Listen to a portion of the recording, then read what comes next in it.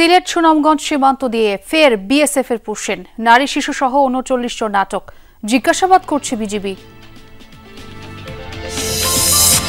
কুমিল্লা ও কক্সবাজারে উদ্বেগজনক হারে বাড়ছে মশাবাহিত রোগের প্রকোপ। গোপালগঞ্জে করোনার সন্দেহ হলেও নেই পরীক্ষার সুযোগ। আমাদের আর্টিফিশিয়াল ল্যাব ঠিক আছে, কিন্তু আমাদের জনবলের অভাবে এটি এখন চালু নেই। আমরা জনবলের জন্য অলরেডি ঊর্ধ্বতন কর্তৃপক্ষের কাছে চাহিদা পূরণ করেছি। বরগুনায় অনুমোদনহীন ট্রলিং বোটের দৌরাত্ম্য, ধ্বংস হচ্ছে সমুদ্রের মৎস্য সম্পদ। বিপাকের সাধারণ জেলেরা। ট্রলিং বন্ধ হবে কিনা এটা নিয়ে সবাই অনিশ্চিত। ট্রলিংয়ে যদি এইভাবে চলতে থাকে তাহলে আমরা সাধারণ যারা জেলে আছি তাদেরকে পথে বসতে হবে।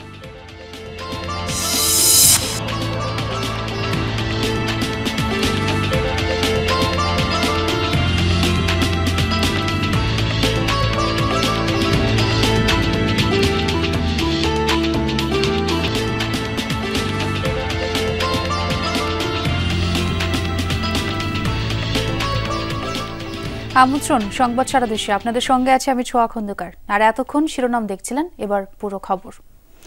সিলেট ও সুনামগঞ্জের দুটি সীমান্ত দিয়ে ৩৯ জনকে পুশিন করেছে ভারতীয় সীমান্তরক্ষী বাহিনী বিএসএফ। ভোরে প্রবেশের পরপরই তাদের আটক করেছে বর্ডার গার্ড বাংলাদেশের সদস্যরা। বিজিবি জানায়, সিলেটের জৈন্তাপুরে মিনাটিলা সীমান্ত দিয়ে ১৯ জনকে এবং সুনামগঞ্জের নোয়াকোট সীমান্ত দিয়ে ২০ জনকে পুশিন করা হয়।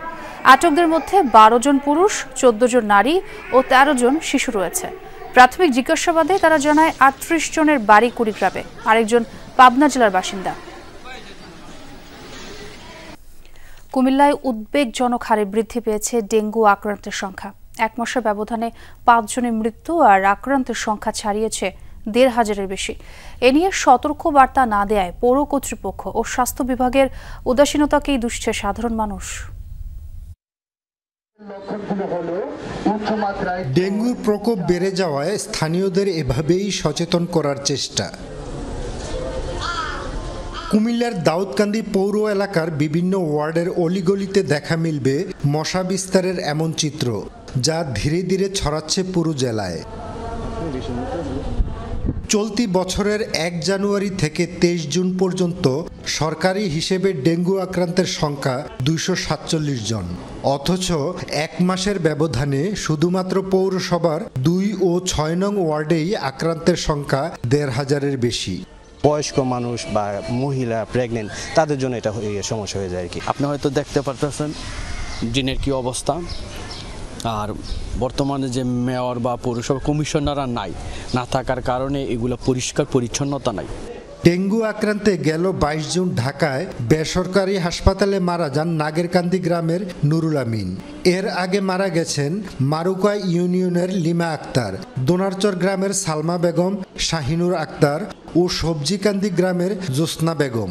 এত মৃত্যু এবং আক্রান্তের পরও স্বাস্থ্য কমপ্লেক্সেও মশারি ব্যবহারের নিয়মটুকু মানছে না রোগীরা। সারাটা রাত আমি ঘুমাতে পারিনি, সেজন্য মশারি সরাইয়া ফ্যানের নিচে ঘুমাচ্ছিলাম আর কি। আমার দ্বিতীয় বাচ্চা ডেঙ্গু, আমার পাশের ফ্ল্যাটে ডেঙ্গু, মানে পুরো উপরে না নিচে ডেঙ্গু, পাশের বিল্ডিংয়ে ডেঙ্গু, মানে খুব খারাপ অবস্থা। ডেঙ্গু আক্রান্তের ভয়াবহতার কথা স্বীকার করলেন উপজেলা স্বাস্থ্য কর্মকর্তা। দায় এড়ানোর জবাব সিভিল সার্জনের। আর সচেতনতা বৃদ্ধির ব্যবস্থা নেওয়ার কথা জানালেন জেলা প্রশাসক। দাউদকান্দি পৌর এলাকাতে সংক্রমণটা অধিক মাত্রায়, যেটা যদি আমরা আপনার শতকরা ভাগে ভাগ করি ৯০% বেশি রোগী ওখানেই পাওয়া যাচ্ছে। ২ জায়গার তথ্য দেওয়া হয়েছে, একটা হলো কুমিল্লা মেডিকেল কলেজের তথ্য, আরেকটা হচ্ছে আমার উপজেলা হেলথ কমপ্লেক্স এবং জেনারেল হাসপাতালের তথ্য। এখানে কিন্তু প্রাইভেটের কোনো তথ্য নাই। যে হারে নগরায়ণ বৃদ্ধি পাচ্ছে সেই হারে আমাদের নগরের যে সুবিধাগুলো, পয় নিষ্কাশন ব্যবস্থা আমরা গড়ে তুলতে পারিনি এবং আমরা নাগরিকরাও পয় নিষ্কাশন ব্যবস্থার যেটুকু রয়েছে এটাকেও আমরা নষ্ট করে ফেলছি, যত্রতত্র ময়লা ফেলে, যে কারণে মশার প্রজনন হচ্ছে ট্রেনগুলোতে। ডেঙ্গু প্রতিরোধে এডিস মশার লার্ভা ধ্বংসকরণ সহ জেলায় দ্রুত কার্যকরী ব্যবস্থা নেয়ার তাগিদ সাধারণ মানুষের। খোকন চৌধুরী, যমুনা নিউজ, কুমিল্লা। কক্সবাজারে ডেঙ্গু ও ম্যালেরিয়ার প্রকোপ বাড়ছে উদ্বেগজনক হারে। রোহিঙ্গা ক্যাম্প ও পাহাড়ি অঞ্চলের অবস্থা সবচেয়ে বেশি নাজুক। কক্সবাজারে চলতি মাসে মৃত্যু হয়েছে ৬ জনের, আক্রান্ত ১০০০-এর বেশি। হাসপাতালে রোগীতে পরিপূর্ণ। প্রকোপ বৃদ্ধির জন্য অসচেতনতা এবং মশা নিধন কার্যক্রমের অভাবকে দুষছেন চিকিৎসকরা। কক্সবাজার সদর হাসপাতালের চিত্র এটি। ডেঙ্গু ও ম্যালেরিয়া ওয়ার্ডে রীতিমতো ঠাঁই নেই। প্রতিদিন 9 উপজেলার পাশাপাশি রোগী আসছে রোহিঙ্গা ক্যাম্প থেকেও। সিভিল সার্জন কার্যালয়ের তথ্য মতে চলতি মাসের 22 দিনে ডেঙ্গুতে আক্রান্ত হয় 821 জন। এর মধ্যে 719 জন রোহিঙ্গা, 102 জন স্থানীয়। এছাড়া ম্যালেরিয়ায় আক্রান্ত 216 জনের মধ্যে 142 জন স্থানীয় ও 74 জন রোহিঙ্গা। ম্যালেরিয়ায় মৃত্যু হয়েছে 5 রোহিঙ্গা সহ 6 জনের। প্যারাসিটামল খাইছি, কিছু হয়নি, স্পেলাস খাইছি, কিছু হয়নি, যে পরে পরে বাহালার হারানো যায়, অসুখ বেশি হয়ে গেছে।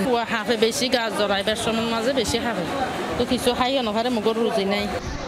প্রকোপ সবচেয়ে বেশি রোহিঙ্গা ক্যাম্পে, এমনকি ক্যাম্পে দায়িত্বরত পুলিশ সদস্যরাও আক্রান্ত হচ্ছে।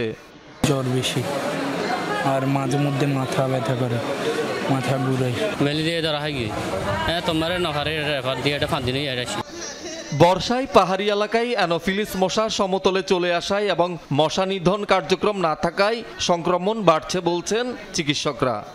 বর্ষার শুরুতে এবং বর্ষার শেষের দিকে সাধারণত ম্যালেরিয়া রোগীটা বাড়ে। কক্সবাজারের কিছু পাহাড়ি এলাকা যেমন ক্যাম্প, আমাদের পোষণ আছে, বাস্তুচ্যুত নাগরিক, তাদের ভিতরে কিন্তু ম্যালেরিয়া প্রকোপ দেখা দিচ্ছে। মসকিটো নেট যেটা, এগুলো মনে ঠিক মতো ব্যবহার করতেছে না, একটা কথা। আরেকটা হচ্ছে কি, এখন আসলে অনেক দিন ধরে ম্যালেরিয়া না হওয়ার কারণে মানুষ ভুলে গেছে যে ম্যালেরিয়া পরীক্ষা করতে হবে। ডেঙ্গু ও ম্যালেরিয়ার পাশাপাশি অনেকের চিকনগুনিয়া ধরা পড়ায় স্বাস্থ্যবিধি মেনে চলার আহ্বান সিভিল সার্জনের।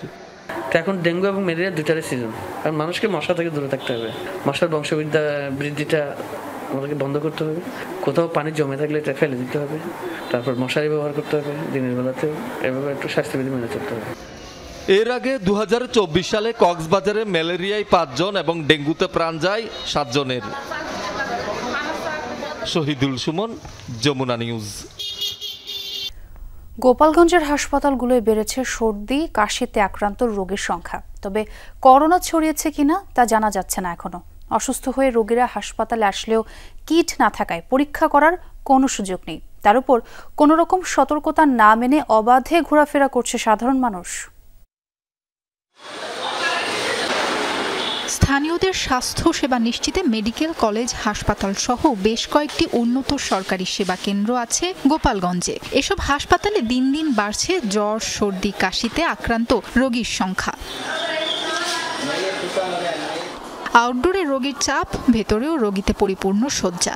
সম্প্রতি করোনার সংক্রমণ বেড়ে যাওয়ায় স্বাস্থ্য অধিদপ্তর সতর্কতা জারি করেছে, কিন্তু তা মানছে না রোগী ও স্বজনরা। করোনা আবার বাড়তেছে, যদি মাস্ক না পরে তাহলে আবার সেই লকডাউন, আবার সেই মহামারী। নতুন করে করোনা আসছে এটা আমরা জানি না। এই সম্পর্কে মানুষকে অবগত করতে হলে আমার মনে হয় যে তৃণমূল পর্যায়ে করোনা সম্পর্কে জানানো উচিত। আমাদের এলাকায় এখনো এই ধরনের কোনো প্রভাব পড়ি নেই, এই কারণে এটা মনে করেন মাস্ক কেউ গুরুত্ব দেয় না। রোগীদের করোনা ভাইরাসে আক্রান্ত সন্দেহ করা হলেও তা পরীক্ষা করার উপায় নেই। জেলায় নেই প্রয়োজনীয় কিট। RT-PCR মেশিনও পড়ে আছে অবহেলায়। কাশি সর্দি রোগী কিছুটা বাড়ছে, জ্বরের প্রকোপ কিছুটা বাড়ছে, এবং আমরা সবাইকেই বলতেছি যে করোনা সম্পর্কে মানুষ আগে তো অবহিত ছিল, নতুন করে বলতেছি। আমাদের আর্টিফিশিয়াল ল্যাব ঠিক আছে, কিন্তু আমাদের জনবলের অভাবে এটি এখন চালু নেই। আমরা জনবলের জন্য অলরেডি উদ্বোধন কর্তৃপক্ষের কাছে চাহিদা পূরণ করেছে। আর ওখানে যেটা RT-PCR যে কিট, সেটাও তারা ডিমান্ড দিয়েছে যে তাদের পরীক্ষা করবে। চিকিৎসকদের দাবি, জেলা ছাড়াও উপজেলা পর্যায়ের হাসপাতালে করোনা রোগীদের জন্য আলাদা ওয়ার্ড এবং শয্যা প্রস্তুত আছে। শিগগিরই শনাক্তকরণ কিট আসলে শনাক্ত কার্যক্রম শুরু করা যাবে। করোনা চিকিৎসার জন্য আমরা প্রস্তুত। আর আমাদের যে অক্সিজেন, আমাদের সেন্ট্রাল অক্সিজেন সাপ্লাই আছে, আমাদের হাইফ্লো নেজাল কামলা আছে, আমরা প্রস্তুত আছি। আর পরীক্ষার বিষয়ে যে করোনার যে কিট এখনো পর্যন্ত কিন্তু আমরা পাইনি, এটা খুব দ্রুত আমরা পেয়ে যাবো বলে আমরা আশা করছি। এখানে মাইক্রোবায়োলজিস্ট যাদের দরকার তারা আছে, কিন্তু টেকনোলজিস্ট এবং ডাটা অ্যানালাইজার যারা আসলে আগে প্রজেক্টে ছিল, তাদের প্রজেক্ট শেষ হয়ে যাওয়ার কারণে এই মুহূর্তে কর্মরত নাই। যেহেতু মাঝখানে অনেকদিন কোভিড-19 ছিল না, তো সেই কিটের যে শেষ হয়ে গেছে এবং কিটের মেয়াদ শেষ হয়ে গেছে, আমরা জানতে পারছি যে অল্প কিছুদিনের ভিতরে কিট চলে আসবে। তো যদি জনজাগরণ যখন শুরু হবে, একই সাথে গোপালগঞ্জ শুরু হবে, এটা এক মুহূর্তে দেরি হবে না। করোনা বিস্তার ঠেকাতে এখন থেকেই স্বাস্থ্যবিধি মেনে চলার পরামর্শ দিয়েছেন চিকিৎসকরা। সাবরিনা লিজা, যমুনা নিউজ। কক্সবাজারের রুখিয়ায় ডাকাত দলের গুলিতে এক পান চাষি নিহত হয়েছেন। এ সময় ছুরিকাঘাতে আহত হয়েছেন একজন। সোমবার রাতে জালিয়াপালং ইউনিয়নের নুরার ডেইল পাহাড়ি এলাকায় এ ঘটনা ঘটে। নিহতের নাম নুরুল আমিন বাবলু। স্বজনরা জানান, বাড়িতে সবে মিলে পান বাজারজাতের জন্য প্রস্তুত করছিলেন। এ সময় 7 থেকে 8 জনের একটি ডাকাত দল ঘরে ঢোকে, ছিনিয়ে নেয় মেয়েদের সব স্বর্ণ। পরে নুরুলের ভাই হাসানের বাড়িতে নিয়ে সবাইকে আটকে রাখে। কিছুক্ষণ পর নুরুল আমিন বাড়িতে এসে ডাকাডাকি করলে তাকে গুলি করে ডাকাতরা। এ সময় বাধা দিতে গেলে হাসানকে ছুরিকাঘাত করে পালিয়ে যায় ডাকাত দল। পরে 2 ভাইকে হাসপাতালে নেয়ার পথে নুরুল আমিন মারা যান। খবর পেয়ে ঘটনাস্থল পরিদর্শন করেছে পুলিশ। ময়মনসিংহে ফাঁদে ফেলে প্রবাসীর কাছ থেকে রিয়াল লুটে নেওয়ার ঘটনায় প্রতারক এক নারীকে গ্রেফতার করেছে পুলিশ। সোমবার নগরীর মহারাজ রোড এলাকা থেকে রুমা আক্তারকে গ্রেফতার করা হয়। পুলিশ জানায়, গোপন সংবাদের ভিত্তিতে একটি বাসায় অভিযান চালায় পুলিশ। এ সময় রুমাকে গ্রেফতার করতে পারলেও পুলিশের উপস্থিতি টের পেয়ে পালিয়ে যায় রকি। এর আগে শনিবার আটাআনি পুকুরপাড় এলাকায় একটি বাসায় আটকে রেখে মারধর ও অস্ত্রের মুখে জিম্মি করে সৌদি প্রবাসীকে। ছিনিয়ে নেয় 14,000 সৌদি রিয়াল, নগদ টাকা ও মোবাইল। অভিযোগ পেয়ে ওই রাতেই চক্রের এক সদস্যকে আটক করা হয়। চক্রের অপর সদস্য রকিকে গ্রেফতার এবং ছিনিয়ে নেওয়া বিদেশি মুদ্রা উদ্ধারে চেষ্টা চলছে। আসামিদের বিরুদ্ধে একাধিক মামলা রয়েছে বলে জানিয়েছে পুলিশ।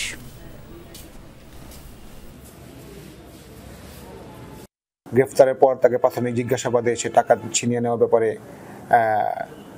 স্বীকারোক্তি প্রদান করে এবং তার সঙ্গী যে রকি, তার কাছে টাকা আছে বলে তাকে জানায় এবং আমরা রকিকে সহ যারা এই প্রতারক চক্রের সাথে জড়িত তাদেরকে গ্রেফতারের অভিযান পরিচালনা করছি।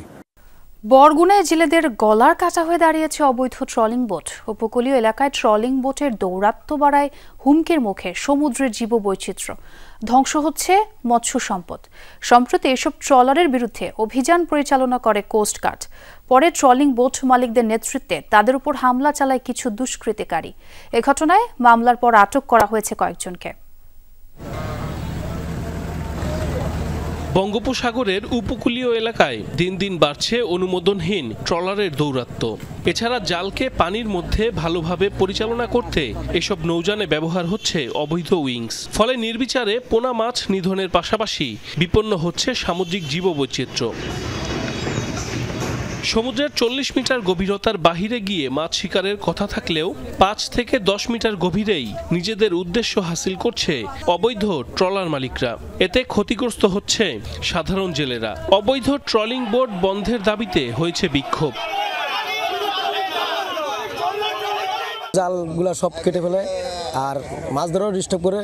ওনাদের জন্য আমরা জাল ফাড়তে পারি না, ছোট ছোট চাবলগুলো মারিয়ে ফেলায়। এইভাবে ট্রলিংয়ে যদি এইভাবে চলতে থাকে তাহলে আমরা সাধারণ যারা জেলে আছি তাদেরকে পথে বসতে হবে। সব মাছই ওই ট্রলিংয়ে মারিয়ে লয়ে গেছে, মাছের বাচ্চা সহ সব, মাছের ডিম পর্যন্ত ওখানে গেলে আর সাজিয়ে পারে না। ট্রলিং বন্ধ হবে কিনা এটা নিয়ে সবাই অনিশ্চিত, কারণ এদের টাকা আছে, এই টাকার জোরে আবার সাগরে নামে।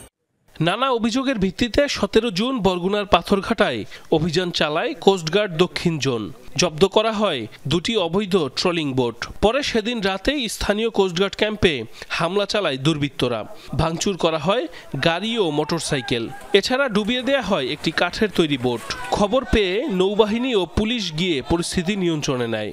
এ ঘটনায় মামলার পর আটক করা হয় 5 থেকে 6 জনকে। বরগুনা জেলার পাথরঘাটা থানাধীন এলাকায় অভিযান পরিচালনা করা হয়। অভিযান শেষে ট্রলিং বোট মালিকের নেতৃত্বে একদল ভাড়াটিয়া দুষ্কৃতিকারী কোস্টগার্ড সদস্যের ওপর অতর্কিতভাবে হামলা চালায়। পাথরঘাটা উপজেলা সিনিয়র মৎস্য কর্মকর্তা জানান, অবৈধ ট্রলিং বোটের কারণে সামুদ্রিক জীববৈচিত্র্য ধ্বংসের পাশাপাশি কমে যাচ্ছে মৎস্য সম্পদ। কোস্টগার্ডের সহযোগিতায় জড়িতদের বিরুদ্ধে ব্যবস্থা নেওয়া হচ্ছে বলেও জানান তিনি। পাথরঘাটা যে বোটগুলো আছে এগুলো আসলে কাঠবোর্ডের উপরে তারা আপনার ট্রোলটোর উইংস গিয়ার এগুলো ব্যবহার করে সমুদ্রে মাছ ধরতে যাচ্ছে। তো এটা পুরোপুরি অবৈধ। ট্রোলিং বন্ধের জন্য আমাদের মৎস্য অধিদপ্তর থেকে আমরা সবসময় আমরা পদক্ষেপ নিচ্ছি। সমুদ্রে অবৈধ ট্রলার বন্ধ সহ উপযুক্ত ব্যবস্থা গ্রহণের দাবি ভুক্তভোগীদের। সাইফ আহমেদ, যমুনা নিউজ। রাজশাহীর বাগমারায় 8 বছরের এক বাঘ প্রতিবন্ধী শিশুকে ধর্ষণের অভিযোগ উঠেছে। বাগমারা থানার অফিসার ইনচার্জ জানান, গতকাল রাতে তাহেরপুর কলেজের পাশে আহত অবস্থায় পড়ে থাকা শিশুটিকে দেখতে পেয়ে পুলিশে খবর দেয় স্থানীয়রা। শিশুটির শরীরে ধর্ষণের আলামত পাওয়া গেছে বলে জানিয়েছেন চিকিৎসক। বর্তমানে শিশুটি রাজশাহী মেডিকেল কলেজ হাসপাতালের ওয়ান স্টপ ক্রাইসিস সেন্টারে চিকিৎসাধীন রয়েছে। পরিবারের পক্ষ থেকে কোনো অভিযোগ না পেলেও অপরাধীদের ধরতে কাজ করছে পুলিশ। দীর্ঘ ৩০ বছর ধরে অবৈধ দখল ও ময়লা আবর্জনা স্তূপে মৃতপ্রায় পিরোজপুরের ভারানী খাল। অবশেষে খালটি দখলমুক্ত ও পরিষ্কার করার উদ্যোগ নিয়েছে জেলা প্রশাসন। সাথে চলছে খনন কাজ। খালটি পূর্বের অবস্থায় ফিরিয়ে আনতে জেলা প্রশাসনের এই উদ্যোগে খুশি স্থানীয়রা। পিরোজপুর পৌর শহরের বুক চিরে বয়ে চলা ২.৫ কিলোমিটার দীর্ঘ ভারানী খাল। এক সময়ে শহরের প্রাণ ছিল এই জলাধার। দীর্ঘ ৩০ বছরে দখল দূষণে পরিণত হয় নালায়।